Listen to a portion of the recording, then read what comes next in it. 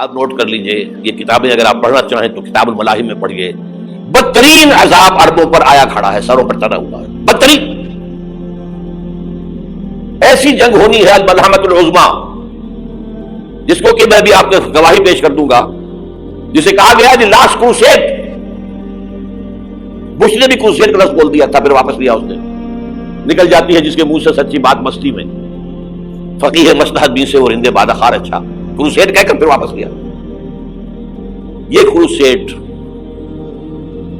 اس کے اوپر جس قدر نقصان ہونا ہے عربوں کا. گریٹر اسرائیل بنے گا، یہ عراق، شام، اردن، سعودی عرب کا کچھ شمالی علاقہ، ترکی کا جنوبی علاقہ، مصر کا صحرائے سینا، اور اس کے ساتھ ہی جو بہترین اس کا زرخیز ترین علاقہ ڈیلٹا آف نائل، یہ سب یہودیوں کے قبضے میں جائے گا. اس کو حدیث میں کہا گیا الملحمۃ العظمیٰ. عیسائی 80 علم لے کر ہے مسلمانوں تم پر حملہ آور ہوں گے، اور ہر علم کے نیچے 12,000 فوج ہوگی، 9.5 لاکھ فوج. یہ نیٹو کی تیاری کس کے لیے ہو رہی ہے؟ جب USSR کا خاتمہ ہوا تو پوچھا گیا تھا نیٹو چیف سے، اب کس لیے؟ تمہارا وہ دشمن تو ختم ہو گیا، اب ہمیں اسلامک فنڈامنٹلزم سے نمٹنا ہے. تو جانتے ہیں خطرہ یہی ہے، اب اسلام ابھر سکتا ہے. مسلمانوں کے سینوں کے اندر وہ آگ ہے، اوپر خاکستر آ گیا ہے، تمہیں اٹھانا بیٹھنا، یہ اندر تو انگارہ ہے، اوپر سے راکھ ہے، اسے دھوکہ نہ کھا جانا ان کے دلوں کے اندر. اور بش نے کہا تھا مسلمان چاہتے ہیں کہ ہسپانیہ سے لے کر انڈونیشیا تک نظام خلافت قائم کریں.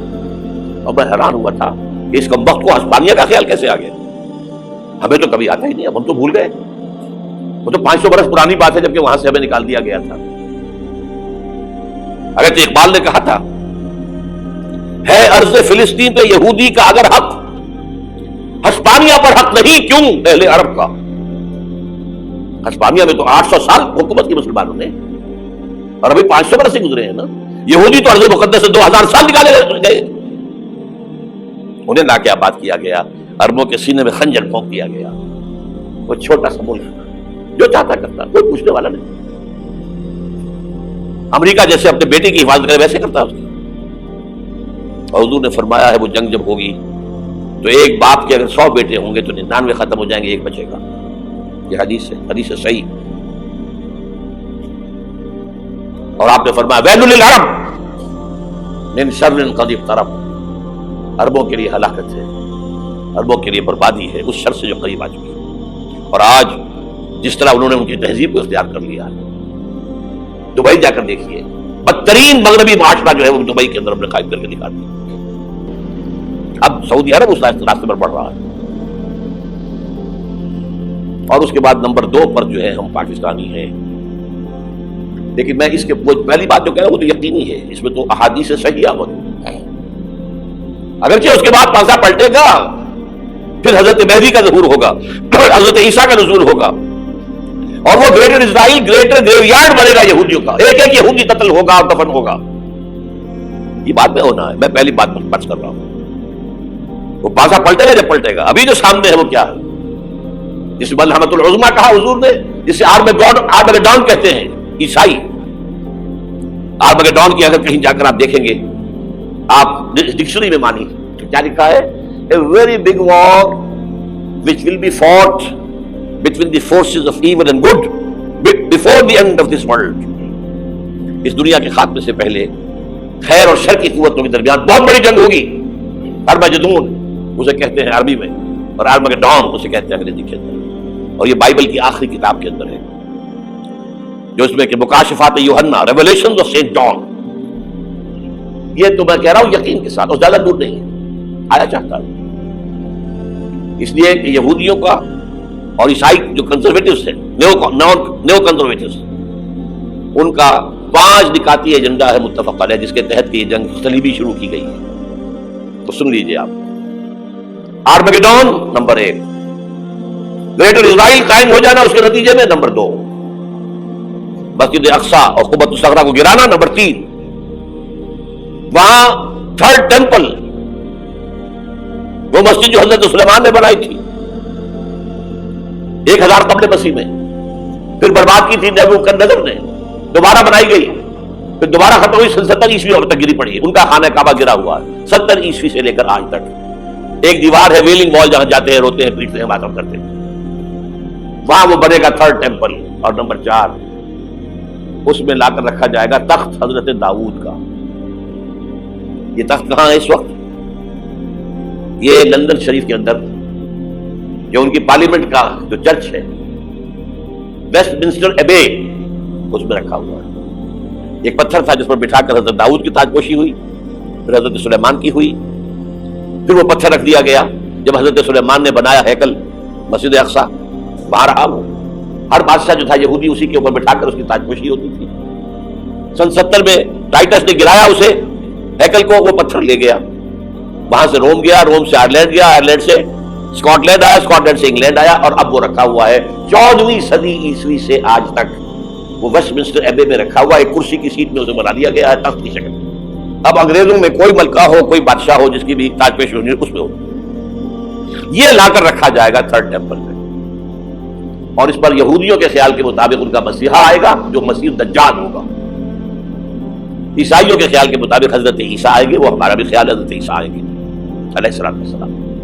بہرحال یہ تو بات کی باتیں ہیں. اس وقت جو میں عرض کر رہا ہوں عربوں پر بہت بڑا عذاب, اور پاکستان کا معاملہ البتہ یہ ہے, میں یقین سے نہیں کہہ سکتا. ہینگنگ ان دی بیلنس, ہو سکتا ہے اللہ تعالیٰ ہم پر رحم فرمائے, ہو سکتا ہے اگرچہ اسی پہ شرائط ہوں گی.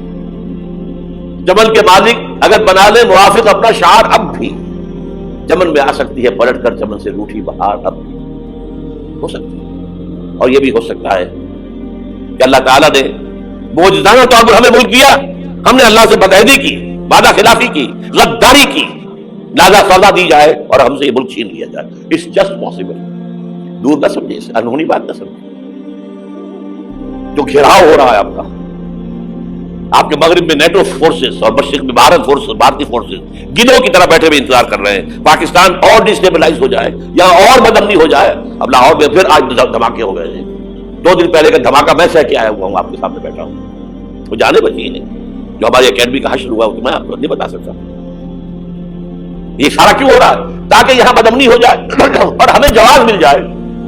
مغرب سے نیٹو فورسز داخل ہو جائیں, مشرق سے بھارتی فورسز آ جائیں, اور ہمارے ایٹمی دانت توڑ کر اور پھر ہمیں بھارت کے سامنے ڈال دیا جائے. نو ڈو ایز یو لائک.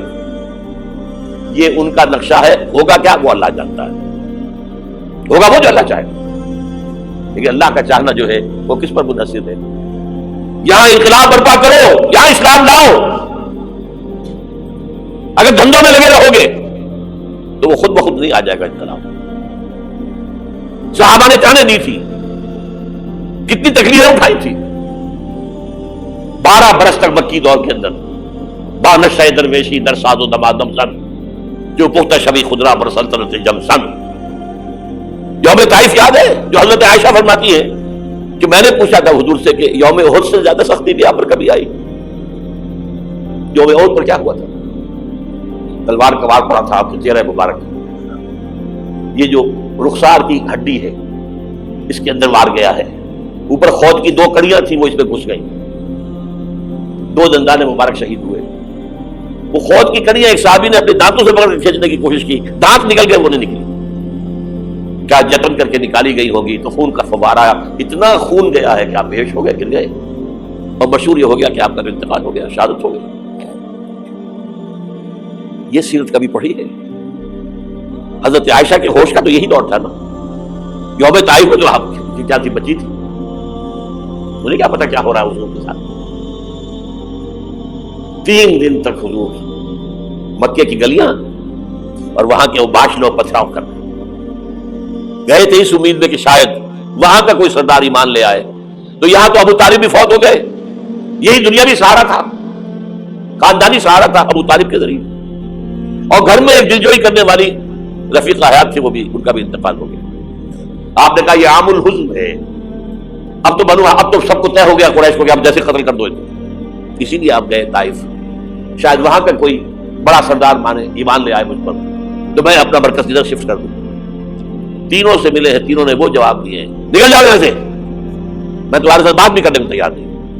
اچھا تمہارے سوا کوئی نہیں ملا تھا اللہ کو نبی بنا کر بھیجنے کے لیے؟ دیکھو جاؤ, میں بات نہیں کرنا چاہتا, ہو سکتا ہے میں بے عزتی کر بیٹھوں, واقعی تم اللہ کے نبی ہو تو میں مارا جاؤں گا, جاؤ جاؤ جاؤ. یہ سلوک محبت کے ساتھ ہوتا ہے. اور پھر چھوکروں کو، اسٹریٹ ارچنز جنہیں آپ کہتے ہیں، اشارہ کیا تھا خبر لو ان کی پتھراؤ ہو رہا ہے. ساتھ میں ہے ہی نہیں، ایک آدمی صرف زید ابن حارثہ. اب سامنے سے پتھر آ رہے ہیں تو حضرت زید آگے آ جاتے ہیں، ڈھال بنتے ہیں، مجھے لگے پتھر وضو کر رہے ہیں، آپ پیچھے سے آ رہے ہیں. چاروں طرف سے تو ڈھال نہیں بن سکتا جسم لہو لہا. خون جا کر جوتیوں میں جم گیا ہے، جوتی اتر نہیں دی. پھر وہاں سے واپسی پر جو دعا مانگی ہے، اللہم الیک اشکو ضعف قوتی وقلۃ حیلتی وہوانی علی الناس. اللہ تیری جناب میں فریاد لے کر آیا ہوں اپنی قوت کی کمی کا، اپنے وسائل کی کمی کا، اور جو ذلت و خواری ہو رہی ہے لوگوں کے سامنے. الا من تکلنی، مجھے کس کے حوالے کر دیا؟ الا بعیدی یتجہمنی، یہ میرے اوپر ہجوم کر کے آ جائے، حملہ کرے. اور عدو من لگتا امرے، یہ دشمن کے حوالے میرا معاملہ کیا، جو چاہے کر دے وہ. لیکن پھر عبدیت غالب آتی ہے. ان لم یکن علی غضبک فلا ابالی، اللہ اگر تو ناراض نہیں ہے تو مجھے کوئی پرواہ نہیں. سر تقدیم خم ہے جو مزاج یاد میں آئے، مجھے اندیشہ یہ ہے کہ تو ناراض تو نہیں ہوئی. یہ تکلیفیں جھیلی ہیں. سینکڑوں صحابہ نے جانوں کا نذرانہ پیش کیا ہے. احزاب کی جنگ میں فاقوں پر فاقے ہو رہے تھے، اور ان فاقوں کی حالت میں خندق کھودنے کا حکم ملا ہے. لوگوں کی کمریں دوہری ہو رہی ہیں، پتھر باندھے ہیں اپنے پیٹوں سے، اپنی چادروں کے ساتھ کس کر کمر دوہری نہ ہو جائے.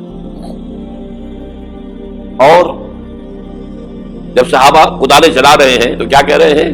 نحن الذین بایعوا محمدا علی الجہاد ما بقینا ابدا اللہم لا عیش الا عیش الاخرہ. صحابہ کہتے تھے ہم وہ لوگ ہیں جنہوں نے محمد سے بیعت کی ہے کہ جہاد کرتے رہیں گے جب تک جان میں جان نکل جائے تو بات اور. جان ہے، چاہے ابھی بھوک سے کمر دوڑی ہوئی جا رہی، جان تو ہے. اور ایک دفعہ کہتے تھے اللہم لا عیش الا عیش الاخرہ، اللہ عیش زندگی تو آخرت کی زندگی ہے. اور حضور فرماتے تھے، حضور کے بیٹھے ہوئے نہیں تھے گاؤں تکیہ لگا کر، پتھر اٹھا اٹھا کر خندق میں جا کے باہر پھینک رہے تھے. جب صحابہ کہتے اللہم لا عیش الا عیش الاخرہ، حضور فرما رہے ہیں فاغفر الانصار والمہاجرہ، اے اللہ ان انصار والمہاجرین کی مغفرت فرما دے. پھر حضور کی خدمت میں کچھ لوگ آئے، حضور اب یہ فاقہ ناقابل برداشت ہو گیا، دیکھیے ہم نے یہ پتھر باندھے ہوئے اپنے پیٹ کے ساتھ. حضور نے کرتا اٹھا کر دکھایا، وہاں 2 پتھر بندھے ہوئے. یہ ہے سیرت النبی. آپ کس چیز کو سیرت النبی سمجھتے ہیں؟ بہرحال اس موضوع پر میری ایک کتاب ہے منہج انقلاب نبوی، کہ انقلاب کیسے آیا تھا. اگر دل میں ذرا بھی آرزو پیدا ہو گئی ہو کہ اللہ قبول کر لے مجھے بھی، مجھے قبول کر لے اس کام کے لیے، تو وہ کتاب آپ کے لیے مست ہے، اس کا پڑھنا.